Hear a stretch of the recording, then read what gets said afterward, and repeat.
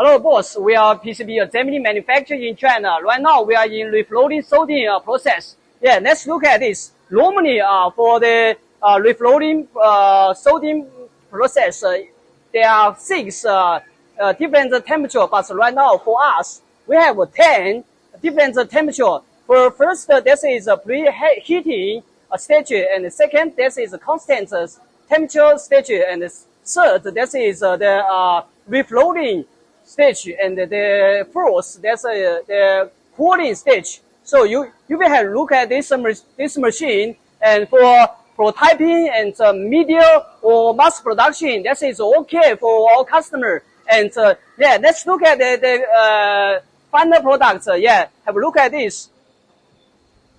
And this, so why there is no soldering for these components? Because they have different temperature.